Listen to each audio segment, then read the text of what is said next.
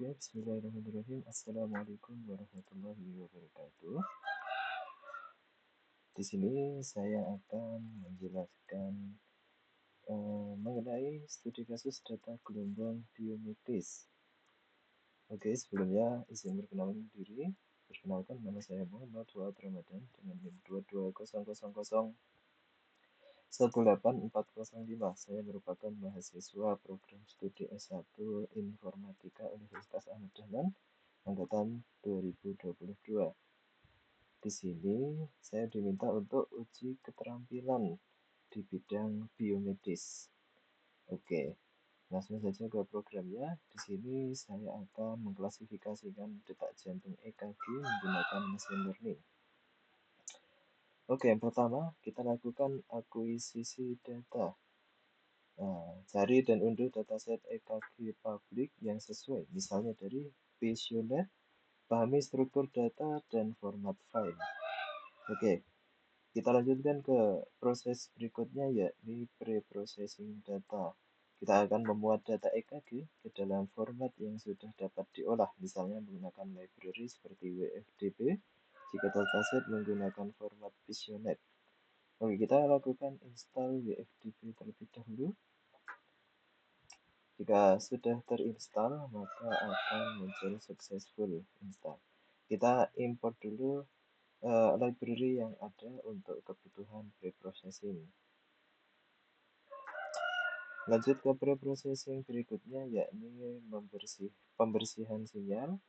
Terapkan filter, misalnya filter bandpass untuk menghilangkan noise seperti baseline, wender, dan noise frekuensi tinggi.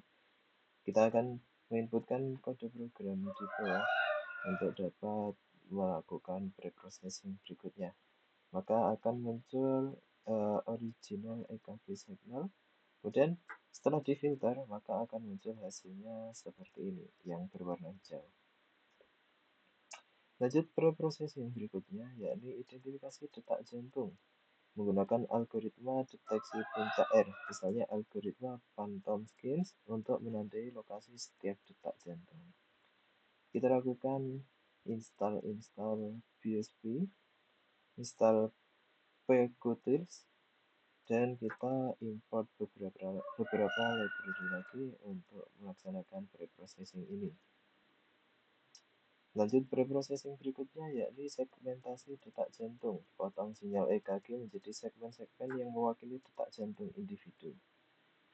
Di sini kita akan memotong detak jantung menjadi individu, ya teman-teman sekalian. Lanjut ke pre-processing berikutnya, yakni mengenai segmentasi detak jantung. Potong sinyal EKG menjadi segmen-segmen yang mewakili detak jantung individu. Kita lakukan lagi untuk pemotongan sinyal EKG tadi. Kemudian kita lanjut ke pre-processing berikutnya, yakni ekstraksi fitur. Ekstraksi fitur yang relevan dari setiap segmen detak jantung.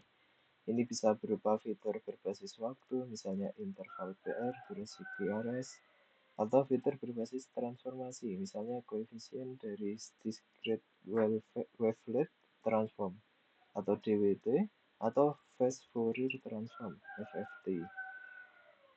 Kita inputkan kode program di bawah untuk dapat menampilkan tabel apa yang berhasil kita inputkan. Kita masuk ke tahap proses berikutnya, yakni pembagian data. Kita akan membagi dataset yang sudah diproses menjadi set pelatihan dan set pengujian untuk melatih dan mengevaluasi model. Maka kode program berikut akan melakukan pembagian data, ya teman-teman sekalian. Kemudian kita lakukan pemilihan dan pelatihan model. Nah, kita akan memilih model klasifikasi yang sesuai, misalnya SVM, random forest, atau neural network sederhana seperti MLP atau 1G CNN. Latih model menggunakan set pelatihan.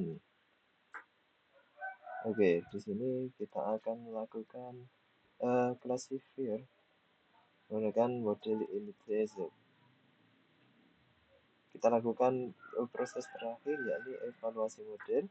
Kita akan evaluasi performa model pada set pengujian menggunakan metrik seperti akurasi, presisi, recall, F1 score, dan visualisasikan conversion matriksnya.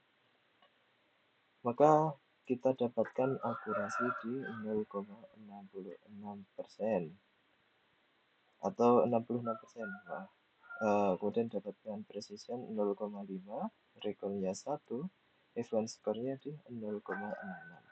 Nah, pada conversion matrix ini akan menjelaskan hasil dari evaluasi model.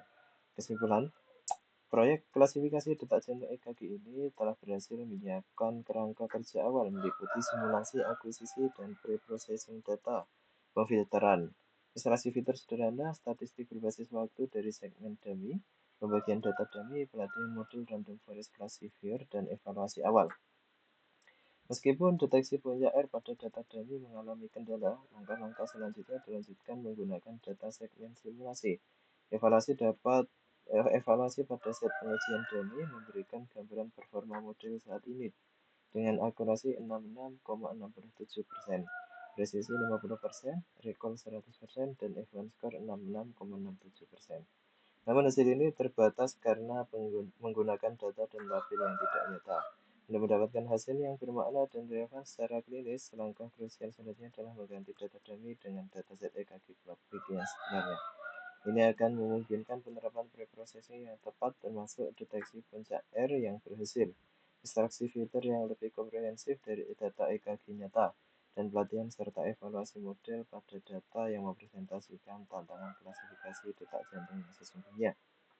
Melanjutkan eksplorasi metode fitur dan model yang berbeda juga akan berkontribusi pada peningkatan performa klasifikasi. Baik, sekian laporan dan presentasi yang dapat saya sampaikan. Kurang lebihnya mohon maaf.